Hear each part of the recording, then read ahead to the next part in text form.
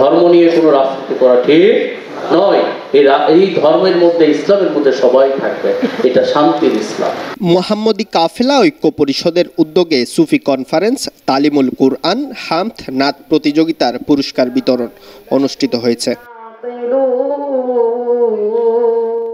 30 November শনিবার বিকেল 4টায় মুহাম্মদী কাফেলা ঐক্য পরিষদের উদ্যোগে ঢাকা বিএম মিলনায়তনে এক সুফি কনফারেন্স অনুষ্ঠিত হয়।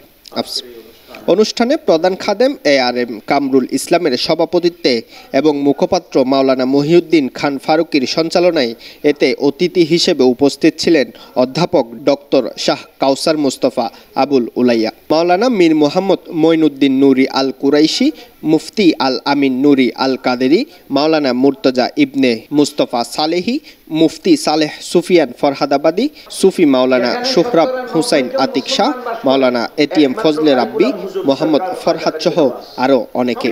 অনুষ্ঠানে উপস্থিত ছিলেন দেশবরেণ্য আলেম ওলামা, পীর মাশায়েখ, শিক্ষাবিদ, বুদ্ধিজীবী, সাংবাদিক, লেখক, গবেষক সহ অসংখ্য দরবারের ভক্ত মুরিদান। আমাদের প্রত্যেকটা দরবার যদি আমাদের মাদ্রাসা থাকতো, ইসলামী সত্যিকার অনুসারী হলেন সফিরা, অন্যদের তাওহীদ হলো ইয়া রাসূল সালাম আলাইকা, ইয়া হাবিব সালাম আলাইকা, সালাওয়াতুল্লাহ।